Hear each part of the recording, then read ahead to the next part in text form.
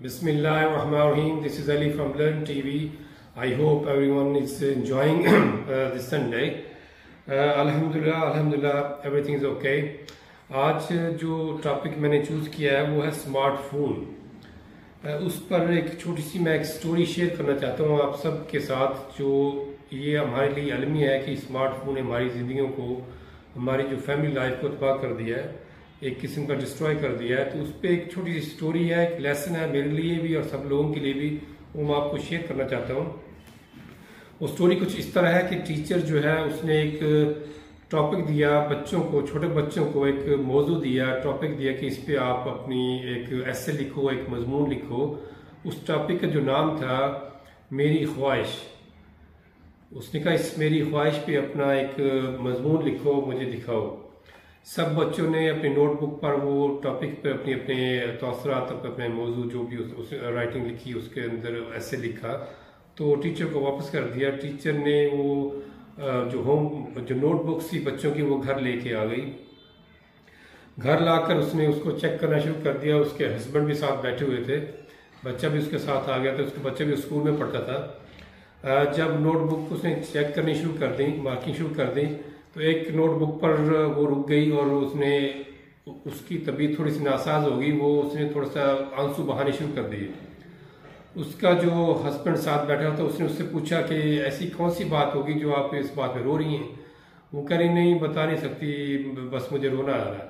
उसने इसरार किया हस्बैंड ने कि बताओ तो सही, ऐसी कौन सी बात है जो आपको बच्चों की नोटबुक पर आपने रोना शुरू कर दिया है। उसने कहा एक बच्चे ने नोटबुक पे एक ऐसे लिखा है, उस वजह से मुझे रोना आ गया। तो हस्बैंड ने कहा कि ऐसी कौन सी बात है, ऐसे लिखा है तो ठीक है, कोई मसला नहीं, लेकिन ऐसा रोने वाली कौन सी बात है, मुझे भी बताओ। तो उसकी बीवी ने उसको कहा कि अच्छा, तो अगर आप सुनना चाहते तो सुने। एक बच्चे ने लिखा है कि मेरी ख्वाहिश है कि मैं स्मार्टफोन बनूं। सुन लें आप। उसने कहा कि मेरी ख्वाहिश है मैं स्मार्टफोन बनूं। तो हस्बैंड जो है मुस्कुराया। वो कहता है वो क्या, मुझे सुनाओ आगे क्या लिखा है। वो कहती है कि बच्चा कहता है कि जब मैं घर आता हूँ तो मेरी जो वालदा मोहतरमा मुझे मिलती हैं, लेकिन मिलने के फौरन बाद मोस्टली वो मोबाइल फ़ोन पर बैठी होती हैं, स्मार्टफोन पर कोई ना कोई रेसिपी चेक कर रही होती हैं, या कुकिंग का प्रोग्राम देख रही होती हैं, या कोई और टिकटॉक पर या फेसबुक पर या यूट्यूब पर लगी होती हैं। मुझे तवज्जो नहीं देती। किसी का फौरन फ़ोन बजता है तो उसको फौरन अटेंड कर लेती हैं, मुझे अटेंड नहीं करती। ये मेरे साथ सारा दिन सारी रात तक यही होता है। कोई मसला होता है तो वो फ़ोन उनके पास होता है, हर टाइम वो मोबाइल फ़ोन पे लगे होते हैं, मेरी तवज्जो नहीं, मुझ पर तवज्जो नहीं देती। मैं जब बात करता हूँ कहती हैं अच्छा ये लो, दूसरा मोबाइल फ़ोन मुझे पकड़ा देती हैं या आईपैड पकड़ा देती हैं, आप भी ले लो, खेलो बैठ के। वो अपने मोबाइल फ़ोन पर लगी रहती हैं, मुझे अटेंड नहीं करती, मुझे वो तवज्जो नहीं देती। इसलिए मेरी ख्वाहिश है कि मैं स्मार्टफोन होता तो मैं जैसे वो फ़ोन को अटेंड करती हैं, हर वक्त अपने साथ रखती हैं, मुझे भी वो अपने साथ रखती हैं। आगे जाकर वो कहता है कि जी मैं जब शाम को मेरे वालिद साहब घर आते हैं तो मोस्टली उनके हाथ में मोबाइल फ़ोन होता है, स्मार्टफोन होता है, वो अपनी गेम देख रहे होते हैं या अपने बिजनेस की बातें कर रही होती हैं। तो मैं उसके पास जाता हूँ तो मुझ पर वो तवज्जो नहीं देते, मेरी बात को गौर से नहीं सुनते। मुझे कहते हैं जाओ खेलो, बाहर खेलो, अपनी गेम देख रहे हैं या कोई सोशल मीडिया का प्रोग्राम या कोई न्यूज़ चैनल, वो मोबाइल फ़ोन पर हर लगते हैं। जैसे रिंग बजती है तो उसको अटेंड करते हैं। अगर कोई इंपॉर्टेंट काम भी कर रहे हो, बाहर कोई काम कर रहे हो या खाना खाने के लिए बैठे हैं हमारे साथ, फ़ोन उन्होंने साइड पर रखा है, जैसे ही फ़ोन बजता है तो वो फ़ौरन उसको अटेंड करते हैं। तो मुझे इस बात पर बहुत दुख होता है कि मोबाइल फ़ोन को वो फ़ौरन अटेंड कर लेते हैं लेकिन मुझे अटेंड नहीं करते। मैं उनके पास जाता हूँ, बताता हूँ कि पापा मैंने बात करनी है। वो कहते हैं बाद में करेंगे, सुबह बता देना।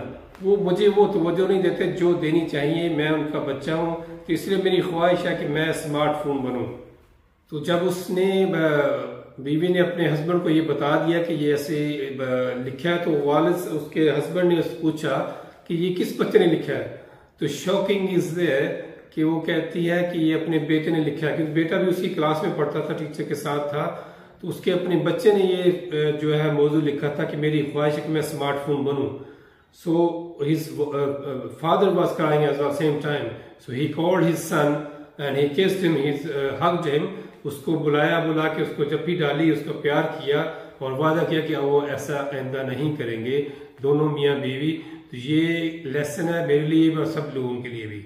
अब ये हर घर का आलमी है, या आप खुद देखें, आपने अपने गिरबान में झांक के देखें, मैं अपने आप में देखता हूँ, आप भी देखें, ये हम सब के साथ ये हो रहा है। इस स्मार्टफोन ने हमारी घरेलू लाइफ को बिल्कुल तबाह कर दिया है। तो हम कोशिश करते हैं कि हम दूसरों के साथ ताल्लुक जोड़े, जो दूर बैठे हुए हैं, दोस्त हैं, जानने वाले हैं, जो अपने साथ बैठे हुए हैं, बीवी है, बच्चे हैं, माँ बाप है, बहन भाई हैं, उनके साथ बैठ के मोबाइल फोन पर लगे होते हैं, उनके साथ ताल्लुक नहीं जोड़ते, बाहर वालों के साथ ताल्लुक जोड़ते हैं। ये एक बहुत बड़ा अलमिया है, ये एक फितना है बेसिकली देखा जाए तो। कोशिश यही करनी चाहिए, मैं सबसे पहले अपने आप को नसीहत करता हूँ, उसके बाद आप सब लोगों को भी मेरी एडवाइस है, नसीहत है, सुजेशन है कि कोशिश करें जितना ज्यादा हो सकता है अपनी बीवी को वक्त दें, अपने बच्चों को वक्त दें, उनको अपने आपके वक्त की बहुत ज्यादा जरूरत है। बिजनेस यह जरूरी है, मोबाइल फोन ठीक है जरूरी है आज के लिहाज से, लेकिन उसकी एक टाइमिंग होनी चाहिए। वो अर्जेंट हो ठीक है उसको अटेंड करें, वरना आप अपने बच्चों के साथ अच्छा वक्त गुजारें ताकि उनको इस चीज का एहसास ना हो। इस तरीके से जैसे बच्चे ने नोट लिखा है, ये इस तरीके हर बच्चा नोट लिखना शुरू कर देगा, कल को उनको भी प्रॉब्लम होगा, वो भी इसी जंजल में फंस जाएंगे। स्ट्रेसफुल लाइफ के अंदर ये चीजें हमें जेब नहीं रहती। एक मेरे जो बहुत ही जानने वाले मुफ्ती हैं, very very famous world renowned मुफ्ती हैं, मुफ्ती मैनक, यूट्यूब भरी पड़ी है उनके लेक्चर से माशाल्लाह। वो कीनिया से तल्लुक रखते हैं, साउथ अफ्रीका कीनिया वाली साइड में बहुत ज्यादा फेमस हैं। उन्होंने तो यहाँ तक कह दिया कि मोबाइल फोन जो है अगर आप घर में लेके जाते हैं, आपकी बीवी आपका इंतजार कर रही होती है सारा दिन से, उसके सामने अगर आप फोन को ज्यादा इस्तेमाल करती हैं तो ये एक किस्म का हराम का उन्होंने फतवा दिया कि ये हराम है।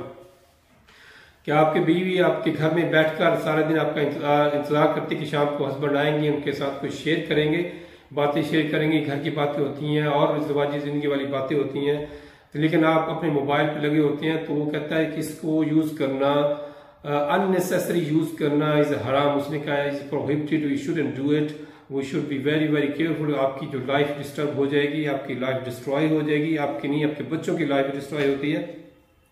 तो आज की वीडियो का जो मेरा टॉपिक वही था कि मेरी ख्वाहिश स्मार्टफोन, ये काश ये स्मार्टफोन ना होता तो हमारी लाइफ कितनी अच्छी थी। लोग बैठते थे, गपशप लगाते थे, एक बड़ा ही खुशगवार माहौल होता था, एक दूसरे के साथ अपनी फीलिंग, अपने शेयर्स, उसको जो हम शेयर करते थे अपनी फैमिली के साथ, बहुत ही अच्छा लगता था।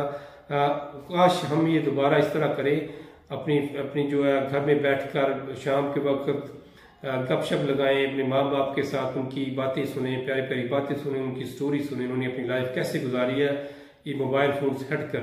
तो मैं सबसे पहले अपने आप को नसीहत करता हूँ, इसके बाद आप लोगों को कि प्लीज इसका कम से कम इस्तेमाल करें, बिजनेस की लेवल तक रखें, उसके बाद घर जाकर इसको इस्तेमाल ना करें। इंशाल्लाह मैं कोशिश करूंगा कि खुद भी और इस पर अमल करूंगा, आप लोग भी अमल करें ताकि हमारी जो है घरेलू लाइफ जो है अच्छी रह सके।